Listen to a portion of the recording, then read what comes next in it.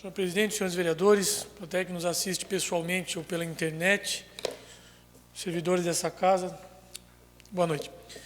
Eu iniciei a minha fala trazendo o vereador Márcio Dreve, que teve que se ausentar por algum motivo dele e me pediu que fizesse a gentileza de mencionar dois assuntos. Ele me trouxe hoje à tarde e me pediu gentilmente que fizesse, eu não vejo problema algum em falar pelo meu colega. Ele trouxe essa situação de uma carregadeira que está num terreno particular de um servidor público comissionado da prefeitura. Essas imagens são de ontem, são fatos graves, e depois ele me explicou direito tudo o que aconteceu. Eu não vou citar ainda o nome do servidor público, porque ainda está sendo investigado e apurado, mas é uma situação extremamente grave. A gente sabe que existem programas que permitem que seja feito algum tipo de terraplanagem, de trabalho em terrenos particulares, dentro de programas, não é o mérito do que eu quero atacar, mas o que me deixa muito preocupado é o fato de as ruas de São Bento do Sul, e veja-se hoje na internet, repercutiu muito claro que o tempo está colaborando para isso, a rua Alberto Torres, que está intransitável. Tem foto também, Márcio? Pode colocar, por gentileza. A rua Alberto Torres está intransitável. Repito, claro, evidente que a chuva colabora com esse tudo. A gente sabe que isso não é culpa de ninguém, é fato de chover. Mas, enquanto as vias públicas estão dessa forma, a patrola num terreno particular, de um servidor comissionado da prefeitura, aí a coisa está complicada. Aí a coisa não vai funcionar bem, não é isso que se espera. Então, eu peço à prefeitura, peço aos membros da bancada do governo que conversem na prefeitura para apurar, para investigar, ver o que está acontecendo em relação, não exclusivamente ao Alberto Torres, que está lastimável, mas a gente compreende o que está acontecendo, embora não aceite. Mas, principalmente, ao fato de uma carregadeira da prefeitura estar em horário de trabalho, ou melhor, em horário diurno, fazendo serviço particular num terreno de um servidor comissionado. Aí já não funciona mais. Então eu trago esse assunto aqui que é extremamente preocupante e sério para que a gente possa debater e eu falei para o vereador Márcio agora que em comprovante tem que enviar isso ao Ministério Público para que faça o que tem que ser feito. Só pegando um gancho na fala do vereador, o senhor quer uma parte? Pois não? Uma parte justamente claro, em cima dessa questão aí, vereador César Godoy. Obrigado pela parte.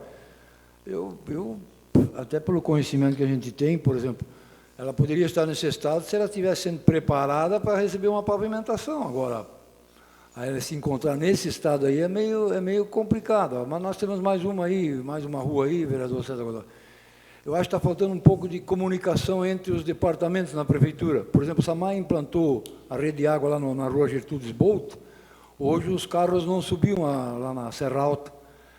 Fundos da antiga escola da Almir Pedro Cubas ali. Eu tive lá, parece que cantei a bola, se chover aqui ninguém sobe. Hoje o pessoal não conseguia subir. Mas isso aí não justifica a estrada Alberto Torres, uma estrada centenária. E importante via da cidade. Um meio de ligação, a mais importante, uma das mais importantes, são duas, né?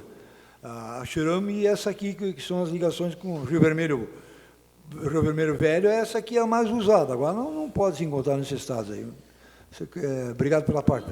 Evidente, obrigado pela contribuição, presidente. Então, na verdade, é claro que não pode estar assim. Na verdade, eu vou um pouco além, eu nem ia falar sobre esse assunto aqui no plenário, na tribuna, mas o que acontece é o seguinte, às vezes esse tipo de assunto é exaustivo, as pessoas estão cansadas, pô, o cara é vereador, para ir lá falar de estrada esburacada, de rua ruim, poxa, todo mundo já sabe a vida inteira que assim, é cansativo. Eu sei que a Adriana ouvia isso quando era vereadora, eu vou ouvir os próximos vereadores que aqui estarão, vão ouvir também. Poxa, o vereador só serve para dar nome de rua e para reclamar dela depois. Mas o fato é o seguinte, as demandas chegam para a gente e elas repercutem, as pessoas pedem e às vezes ficam carentes. A gente sabe disso, de um pouco de atenção, a gente sabe que é. Então, as ruas de São Bento do Sul, eu acredito que... Eu até dei uma sugestão na internet de um modelo que existe em alguns países, de um... O vereador Nivaldo já foi secretário, não deve ser tão barato, mas eu acho que é exequível, de uma equipe de reparação rápida, para quando tem um buraco, para ir lá e tapar de uma forma adequada, é um negócio bem bacana, que eu acredito que poderia funcionar e minimizar os buracos da cidade. Inclusive, eu não sei se foi na rua Ornes Bowman, que rodou na internet essa semana agora, de um caminhão do governo que caiu numa cratera no meio da rua, não sei se os senhores viram, um negócio assim, que nem filme de ficção científica, a gente vê um caminhão dentro do buraco. Então, aí não tinha máquina para tapar aquele buraco, aliás, né? Porque o caminhão caiu é porque está feio, né, vereador Tirso?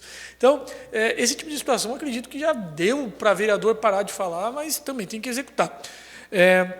Eu hoje, senhor vereador, eu fiz um exercício também, eu fui às ruas hoje para tratar com alguns gerentes de lojas sobre um projeto de lei que eu vou apresentar aqui, que está em produção, vamos chamar assim, de poluição visual. Eu já tratei dele aqui. Eu acredito que muitas lojas, muitos comerciantes exagerem na propaganda que colocam em seus comércios. Então, eu estou tentando elaborar uma lei com base em Joinville, em São Paulo, em outras cidades. Está em caminho, mas o que me chamou a atenção assim, foi a intransigência de alguns. Eu não vou citar o nome de loja, mas dá para ver no Facebook quais são, mas eu fui nas maiores. E essas lojas, muitas colocam geladeira em cima da calçada, achando que vai vender mais geladeira. Eu acredito que isso não seja o fato de vender mais, eu acredito que isso é prejudicial. E o gerente de uma das lojas disse o seguinte: olha, vereador, eu acho que devia ter outras prioridades, acessibilidade em São Bento do Sul não tem. É verdade, mas nós estamos trabalhando isso também. Ele falou assim, agora vamos dar o nome da loja, não tem problema. O gerente da Lojas Colombo falou assim para mim, e eu vou dizer mais, vereador, que a Salfer está errada mesmo, esse negócio de ficar enfiando geladeira na calçada é ruim. Eu tenho uma esposa que era cadeirante, não é mais, e nós não podíamos sair na rua, porque além de não ter acessibilidade, tem geladeira do lado da rua aqui. Mas agora está vindo uma promoção com a Celeste, aí, um negócio aí que vai vender geladeira, e nós vamos colocar aqui na frente da Colombo também. Eu falei, mas o senhor não sentiu na pele a dificuldade que é fazer isso? O senhor vai fazer igual? E os caras vão colocando geladeira, fogão, refrigerador, freezer, tudo. Então, assim, eu percebi uma resistência quanto à lei muito grande, porque entende-se que quanto mais você, com perdão da expressão, entupir a frente da loja com papel, as pessoas vão comprar mais. Isso, o estudo do marketing mostra que não é bem assim. Existem estratégias que são mais valorosas. Mas aí, nós vamos tratando, só queria trazer isso aí. Quanto ao assunto trazido pelo Pet aqui, da sentença judicial dessa semana, que muito se falou, que foi muito repercutida, que eu fiquei, francamente, sinceramente, não é papo de oposição, eu fiquei estarrecido. Falo que não é papo de oposição porque a sentença judicial, qualquer um que lê, percebe que a coisa foi dantesca, que a coisa foi feia, que a coisa foi grave. Foi muito grave, até porque não se pune com a perda de cargos qualquer tipo de irregularidade, vamos chamar dessa forma. Dizem que o trabalho dignifica o homem, e você mandar para casa uma pessoa dizendo, olha, fique em casa recebendo salário porque você não é bom o suficiente para continuar exercendo seu cargo, é humilhante. Então, eu só não vou falar mais dessa sentença, porque como bem disse o vereador Pet, o vereador Fernando Malon é o advogado de 2 dos 3 servidores, e eu acredito que não... Já disse aqui até que seria deslealdade da minha parte atacar a decisão ou o assunto, não, sem o vereador poder estar aqui para poder se manifestar. Até porque ele, sendo advogado e líder do governo nessa casa, tem como contribuir com o assunto e nos esclarecer outros. Então eu volto à tona com esse assunto ainda, porque ele sim é grave, e a Câmara de Vereadores tem que abordar esse tipo de assunto, porque poderia acontecer com qualquer um daqui ou com qualquer conhecido. E o último assunto que eu trago aqui não tem absolutamente nada a ver com a Câmara de Vereadores, não tem absolutamente nada a ver com São Bento do Sul, mas tem a ver com todos nós, porque fala de humanidade, fala de um fato especificamente que ontem... pode colocar, Marcinho. Essa fotografia, se eu conseguir ampliar, essa fotografia ela rodou o mundo ontem. E é uma das fotografias mais chocantes, mais fortes, mais atordoantes, conversei com o vereador Pet, que... Eu, sem qualquer implicância, eu me arrepio de ver e falar, porque ela é muito forte, ela é muito arrebatadora. E evidente que ela machuca qualquer um, ainda mais qualquer um que tenha um filho nessa idade, e ela machuca ainda mais. Ontem eu tive um dia extraordinário com meu filho. Eu tinha uma consulta médica em Joinville às 2 horas, aproveitei, levei ele no cinema, comprei uma chuteira nova que eu passei 4 horas procurando, que é um prazerzaço fazer isso. À noite levei ele para ver o jogo do São Paulo, se divertimos, brincamos, tivemos um grande dia. Às 11 horas da noite eu cheguei e vi essa fotografia. Minha mulher já tinha visto, perguntei a ela, ela falou que chorou porque a gente se emociona. E essa foto ela retrata, não um momento, mas ela retrata um comportamento do ser humano, porque ela machuca demais. E a morte ela vem sendo tratada, muitas vezes, com uma certa banalidade. Ela já não impacta tanto quanto ela deveria impactar a morte. Senhor presidente, o senhor me concede mais 30 segundos? Não, pode concluir. Obrigado. Ela não impacta como deveria impactar, muitas vezes, a morte. Ela é passada despercebida e essa foto ela é brutal. E eu digo isso porque hoje é dia 13. Dia 1º foram 50 pessoas mortas asfixiadas no porão de um barco indo para a Europa. Ontem foram 70 que morreram dentro de um caminhão. Outras morreram afogadas tentando fugir dos conflitos, das barbáries que acontecem em seus países para países europeus pela distância e pela prosperidade.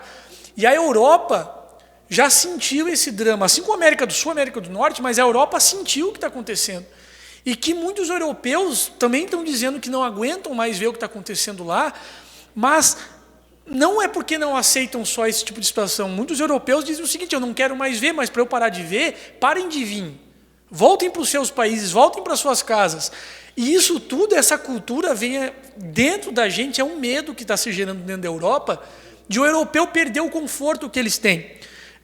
Porque existe uma sina agora na Europa do seguinte, que crianças como essas, que adultos como os pais dessas crianças, vão para a Europa para tirar o seguro-saúde deles, para tirar o emprego, para vender produtos sem licença, para viver na clandestinidade, para ficar no metrô pedindo dinheiro. E isso está assustando muito o europeu. E o europeu diz: eu não quero mais ver, mas não venha mais. Então existe um conflito de medo. De um lado, o medo do europeu de dizer: eu não quero mais ser perturbado por uma outra raça, uma outra etnia. E por outro lado também tem o medo daquele que chega a arriscar perder o próprio filho, como essa criança, no mar, e dizer: eu não aguento mais viver naquele país de tanto conflito, de tanto ódio, de tanta guerra.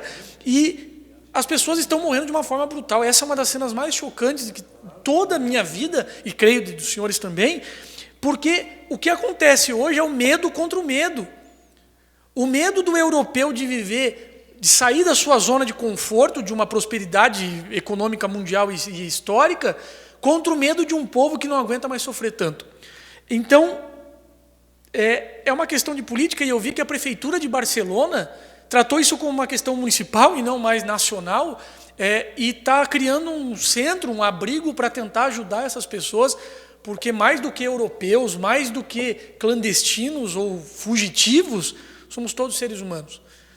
E esse tipo de situação arrebata, machuca, faz com que a gente possa tentar refletir para que a gente possa, como seres humanos são bentenses, brasileiros, sul-americanos, latinos ou como humanos, fazer com que esse tipo de situação não aconteça mais e tudo mais. Essa minha fala não tem qualquer propósito a não ser o de fazer essa reflexão, porque realmente machuca demais ver esse tipo de situação. Obrigado, presidente, pelo tempo excedente. Obrigado, senhores vereadores. Obrigado.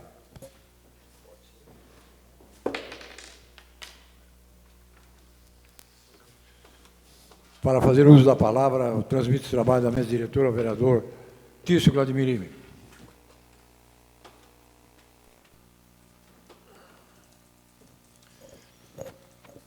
Novamente feitos os trabalhos da mesa diretora, passo a palavra ao vereador presidente da Casa, Edmar Geraldo Salomão, que terá até 10 minutos para suas considerações dentro da palavra livre.